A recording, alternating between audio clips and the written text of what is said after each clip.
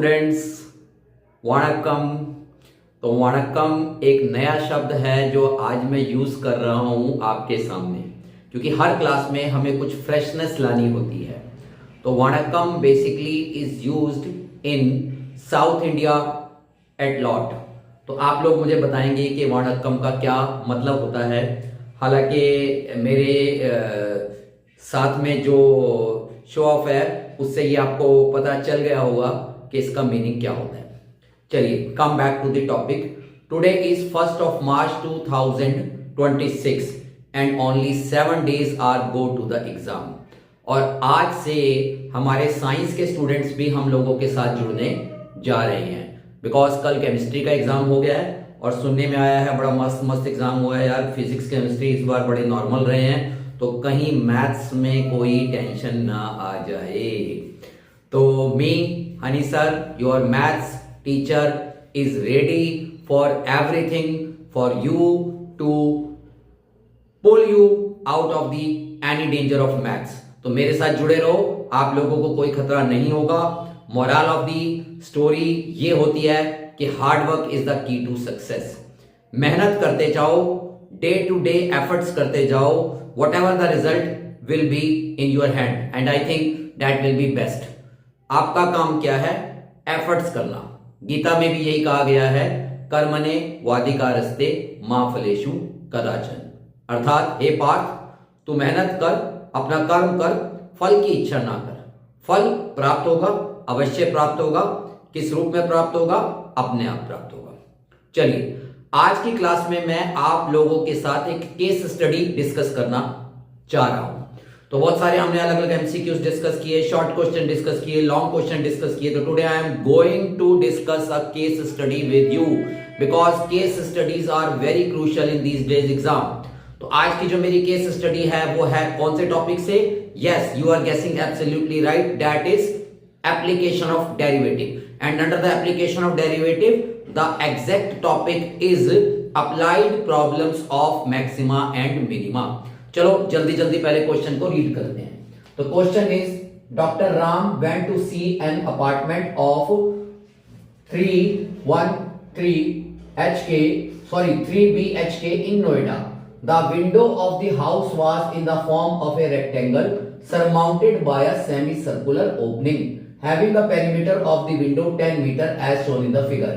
तो डॉक्टर राम जो कि एक अपार्टमेंट जो 3 BHK है नोएडा, बड़े अच्छे अच्छे बने हुए नोएडा में, जाना चेक जरूर करना। तो नोएडा में एक अपार्टमेंट जो कि है देखने के लिए डॉक्टर राम गए हैं, और जो अपार्टमेंट में गए हैं उन्होंने वहां पर स्पेसिफिकली विंडो को क्लोजली वॉच किया। तो विंडो की शेप उन्हें कैसे नजर आई? नीचे से तो रेक्टेंगल है और ऊपर है सेमी सर्कल ओपनिंग। तो इसकी डायमेंशन ऑलरेडी x और इसकी डायमेंशन ऑलरेडी y एज्यूम कर ली गई है, और इस विंडो का जो टोटल पेरीमीटर है वो 10 गिवन है।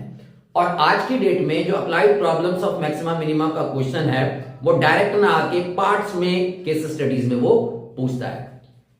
फर्स्ट पार्ट में relation between the variables, variables मतलब डायमेंशंस x और y के बीच में क्या रिलेशन है।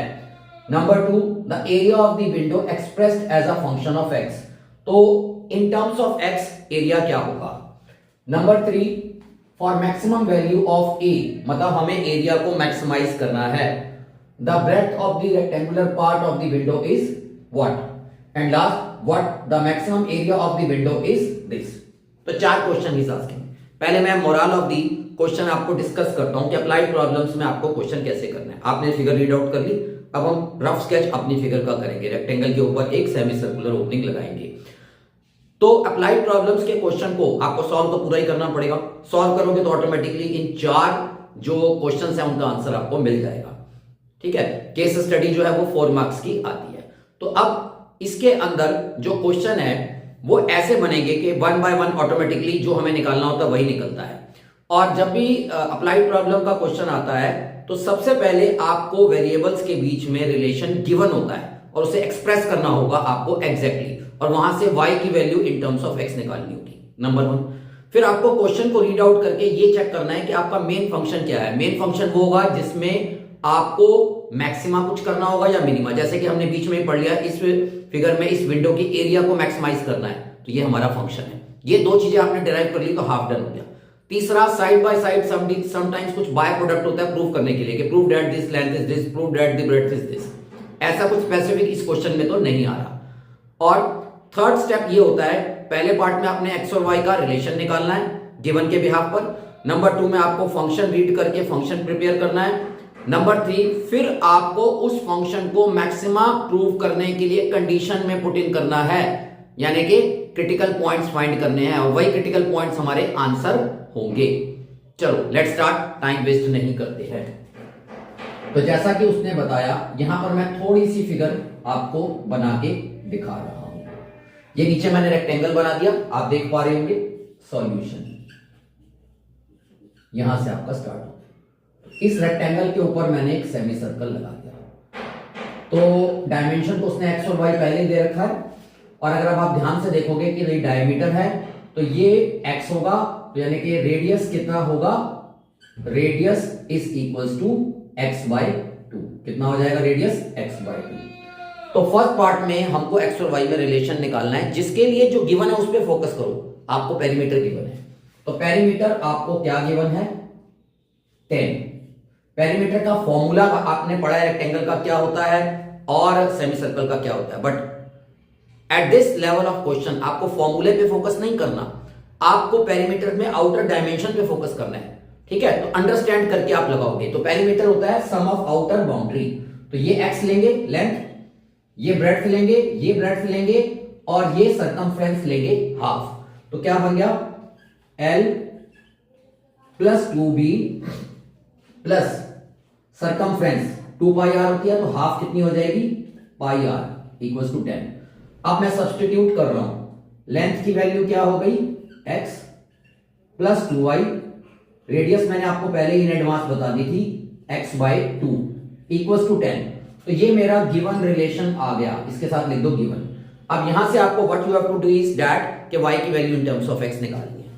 तो y को लेफ्ट हैंड साइड पे छोड़ दो और बाकी सबको राइट हैंड साइड पर ले जाओ। 10 minus x minus 5x by 2, और 2 को भी नीचे ले जाएंगे, तो 5 minus x by 2 minus 5 by 4x आ गया। तो लेट्स सी कि इनमें से कोई हमारा रिलेशन मैच कर रहा है। अच्छा, समटाइम्स ऐसा भी होता है कि वो मॉडरेट चेंज करके लिख देता है उसी बात को, तो देख लेते हैं। तो मेरे को कोई भी आंसर के अंदर 5 नजर नहीं आ रहा, तो रिलेशन उसने यहां पर लिखा है x plus 2y plus x by 2, ये भी नहीं है। सी पार्ट को देखो, ये मेरा यहीं से मैच कर रहा है, x plus 2y plus 5x by 2 equal to 10। तो इसका मतलब मेरा आंसर इस पार्ट का यहीं आ सक चुका था। तो यानी कि फर्स्ट पार्ट का आंसर क्या बन गया, सी।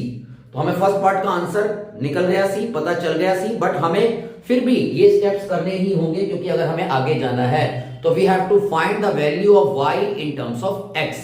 चलो अब मैं सेकंड पार्ट पे चलता हूं। तो सेकंड पार्ट में मुझे क्या फाइंड करना है, फंक्शन फाइंड करना है। चलो स्टूडेंट्स, तो फटाफट अब सेकंड पार्ट पर चलते हैं। तो फर्स्ट पार्ट में मैंने जो y की value in terms of x find करी थी वो मैंने यहां पर लिख ली है। तो इस क्वेश्चन के अंदर हमारा फंक्शन क्या था, एरिया।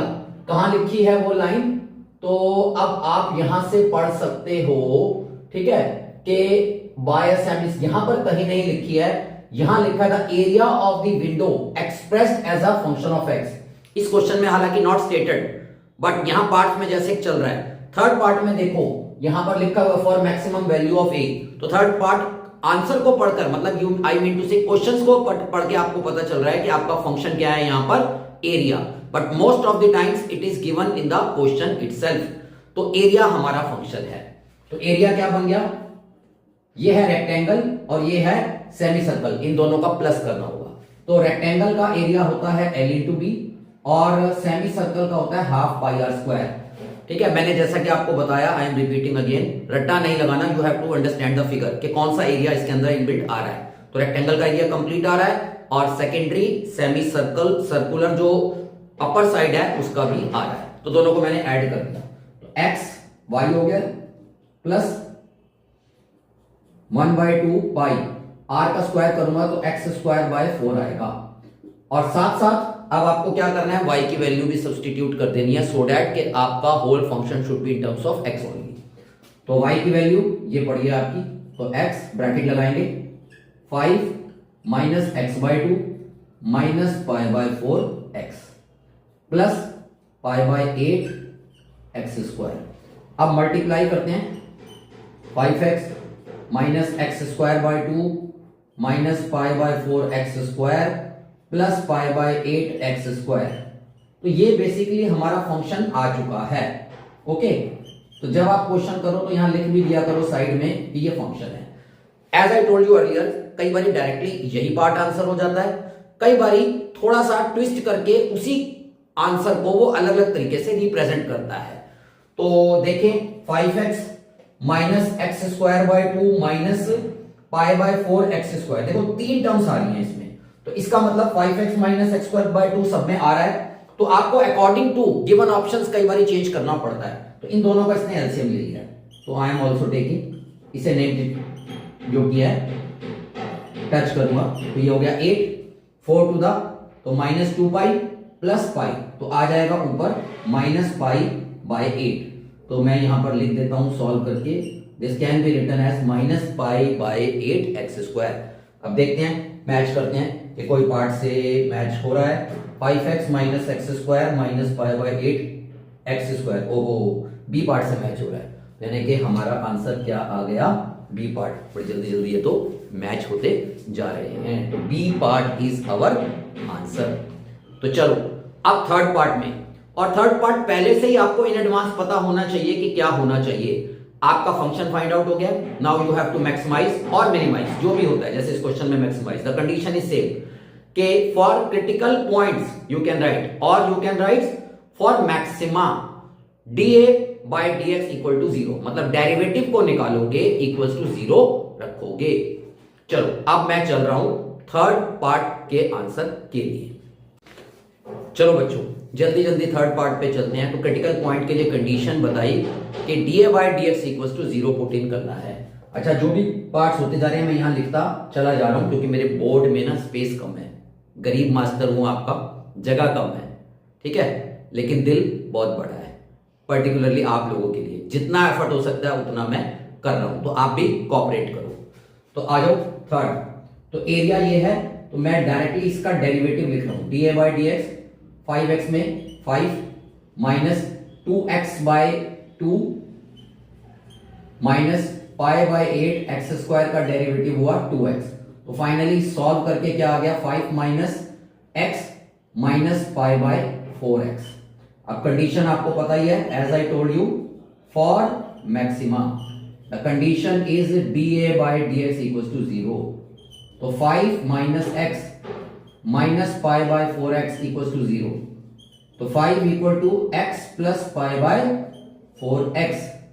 तो 5 इक्वल्स टू x कॉमन ले लेंगे, 1 प्लस पाई बाय 4। होपफुली आपको नजर आ रहा होगा, यस। तो अब x की वैल्यू ये 4 प्लस पाई अपॉन 4 होगा, तो इधर आके क्या हो जाएगा 20 अपॉन 4 प्लस पाई। मैंने मन में ही एलसीएम ले लिया है, तो x की वैल्यू मेरी कितनी आ गई है, 20 upon 4 plus pi. If you people are not able to see, मैं यहां लिख देता हूं 20 अपॉन, तो x इक्वल टू मेरा कितना आ गया 20 अपॉन 4 प्लस पाई। ओके, तो 20 अपॉन 4 प्लस पाई मेरी x की वैल्यू आ गई। बट ये देखना क्वेश्चन में तो वो ब्रेड्थ पूछ रहा है, क्योंकि x तो क्या है मेरा, लेंथ है, x क्या है मेरी लेंथ है, तो लेंथ तो उसने पूछी नहीं है।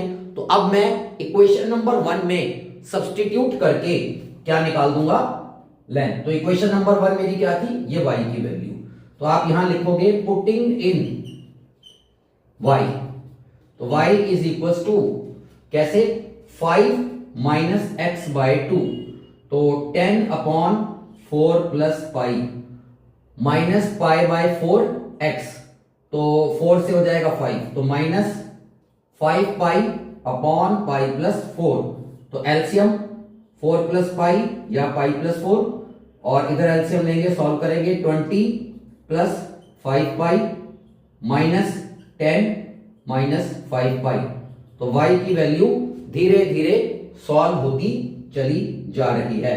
तो कितनी आ रही है देखो, 20 माइनस 10 कितना होगा, अच्छा 5 पाई से 5 पाई कैंसिल हो गया भाई, 10 अपॉन 4 प्लस पाई, तो कितनी आ गई y की वैल्यू 10/4 प्लस वाई, तो लेंथ भी निकाल दी मैंने और ब्रेड्थ भी। अगर वो लेंथ मांग रहा है तो फर्स्ट पार्ट में सॉल्व हो जाएगा, ब्रेड्थ मांग रहा है तो वाई की वैल्यू निकाल दो। तो 10/4 प्लस पाई, क्वेश्चन नंबर 3। अरे ये रहा सी पार्ट।